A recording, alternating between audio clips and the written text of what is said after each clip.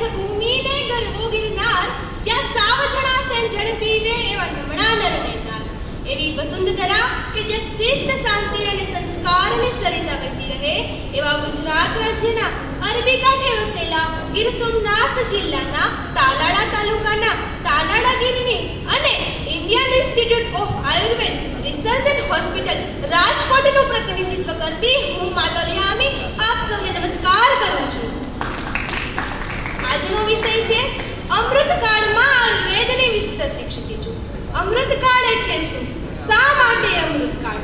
પહેલાના સમયની વાત કરીએ તો જે આયુર્વેદ ક્ષેત્રના લોકો હતા તે પણ આયુર્વેદને સંપૂર્ણ સ્વીકારી નહોતા શકતા, પરંતુ હાલના સમયમાં સામાન્ય લોકોને પણ આયુર્વેદનું જ્ઞાન છે અને આજની સરકાર પણ સહાય અને સહકાર આપે છે. આયુર્વેદની વિસ્તરતી ક્ષિતિજો. ક્ષિતિજ અર્થાત બંધાયેલી મર્યાદા. ઘણા ખરા લોકોની માનસિકતા હતી કે આયુર્વેદ ઘણું જૂનું છે, પરંતુ કોરોના પછી ઘણા ખરા લોકો આયુર્વેદને પ્રથમ પસંદગી આપતા થયા છે. અસાધ્ય વ્યાધિ જેમ કે કેન્સર, ડાયાબિટીસ અને ટીબી તેમાં પણ આયુર્વેદે પોતાનો ફાળો સ્થાપિત કર્યો જ છે. આયુર્વેદિક ક્ષેત્રમાં આયુર્વેદના વિદ્યાર્થી અને બેચલરો માટે ઘણી તક છે, જેમાં મુખ્યત્વે સંશોધન ક્ષેત્ર.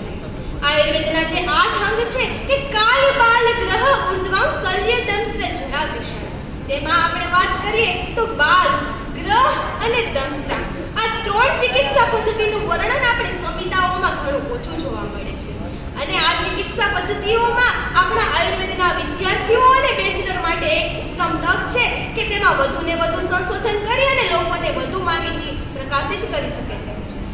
યુરોપના દેશની વાત કરીએ કે અન્ય પેથીના ચિકિત્સકોની વાત કરીએ, તે આયુર્વેદ પદ્ધતિનું માર્ગદર્શન તો આપે જ છે. યોગ અને નેચરોપેથી, યુનાની અને સિદ્ધા તે આયુર્વેદ ચિકિત્સા પદ્ધતિના જ ભાગ છે. આયુર્વેદ ચિકિત્સા પદ્ધતિ ભારતીય ચિકિત્સા પદ્ધતિ.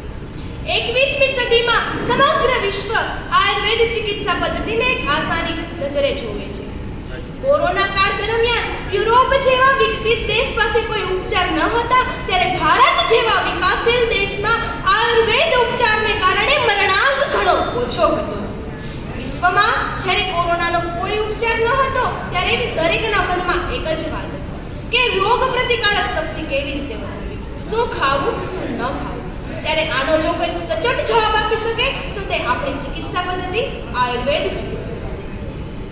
સ્વાસ્થ્યની જાળવણી કરવા માટે કેટલું ખાવું, કેવી રીતે ખાવું, આખો દિવસ કેમ પસાર કરવો, કઈ ઋતુમાં શું પહેરવું, શું કરવું, આનો જવાબ સમગ્ર વિશ્વ શોધી રહ્યું છે. આનો જો જવાબ આપી શકે તો તે આપણી ચિકિત્સા પદ્ધતિ આયુર્વેદ ચિકિત્સા પદ્ધતિ. આજનો જમાનો વસુધૈવ કુટુંબકમનો છે. સમગ્ર વિશ્વ એકબીજા સાથે નિકટતાથી જોડાયેલું છે.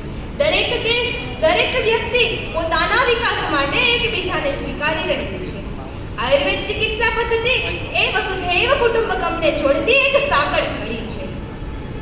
મોડર્ન ચિકિત્સા પદ્ધતિની વાત કરીએ તો તે પણ આજે ઘણું સંશોધન કરી રહ્યું છે, પરંતુ હજુ ઘણા એવા સવાલો મૂંઝવે છે કે જે મોડર્ન વિજ્ઞાન નથી આપી શકતું. જેમ કે શું કામ આ રોગ, આ વ્યક્તિને જ કેમ આ રોગ. ત્યારે આજના સમયમાં અતિ સૂક્ષ્મ એવા જેનેટિક્સને પણ વિચારવું કરી મૂકે એવું પ્રકૃતિ પરીક્ષણ એ આયુર્વેદનું એક અભિન્ન અંગ છે. દરેક વ્યક્તિ એકબીજાથી કેવી રીતે અલગ, આ ખોરાક એકને માફક છે તો એકને શા માટે નહીં, આ સમજાવતો સરળ નિયમ એટલે પ્રકૃતિ વિભાજનનો નિયમ. પુરુષમ વિક્ષ્ય સજ્ઞેયો વિશદ્ધુતમ. આજનો સમય આત્મનિર્ભર ભારત. આત્મનિર્ભર ભારતને સમગ્ર વિશ્વ એક મહાશક્તિ તરીકે સ્વીકારવા મજબૂર છે. ત્યારે આયુર્વેદ ફર્સ્ટ એક નિશ્ચિત જરૂરિયાત છે. શારીરિક શક્તિની સાથે માનસિક શક્તિ પણ એટલી જ મહત્વની છે. શરીર ઇન્દ્રિય સત્વાત્મા સંયોગો ધારી જીવિતા. શરીર, આત્મા અને મનના સંતુલન માટે શારીરિક રોગ મુક્તિ હોવી તો જરૂરી છે, પણ સાથે સાથે એક સ્વસ્થ માનસિક શક્તિ પણ અગત્યની છે. આયુર્વેદ એ મનને સમજાવનાર એક પ્રાચીન શાસ્ત્ર છે. આયુર્વેદના ભવિષ્યની વાત કરીએ તો દરેક મેડિકલ ક્ષેત્ર સાથે મળી કામ કરે તો આદર્શ ચિકિત્સા પદ્ધતિ વિકસાવી શકે તેમ છે. આયુર્વેદના 2 પ્રયોજન છે કે સ્વસ્થ સ્વાસ્થ્ય રક્ષણ માતુરસ્ય વિકારક. આપણે બીજી ચિકિત્સા પદ્ધતિ પર નજર ફેરવીએ તો ત્યાં તેનો ફક્ત એક જ હેતુ સાબિત થાય છે કે આતુર છે તેની ચિકિત્સા કરો, પરંતુ આ તમામ ચિકિત્સા પદ્ધતિઓથી આયુર્વેદ એક કદમ આગળ છે કે જે સ્વસ્થ છે તેની સ્વાસ્થ્યતા જાળવવો તે તેનો પહેલો હેતુ છે. આ હાલનો સમય અમૃતકાળના સુવર્ણ તકની આપણે લાભ લેવી જોઈએ. જે સરકાર છે તે આપણને સહાય કરી રહી છે, તે હજુ આગળની નીતિ ઘડવામાં પણ તેને પ્રેરણારૂપ મળશે. આવતી પેઢી MBBS કરતા BAMS માં પ્રથમ પસંદગી કરે તે કરવાનો સમય આપણા હાથમાં છે. જો આ મોકો હાથમાંથી ગયો તો પછી અફસોસ સિવાય કંઈ નહીં વધે. માટે મિત્રો, આપણે સૌ સાથે મળી પ્રયત્ન કરીએ અને આવનારા ભવિષ્યને આપણે ઉજ્જવળ બનાવીએ. અસ્તુ. જય હિન્દ.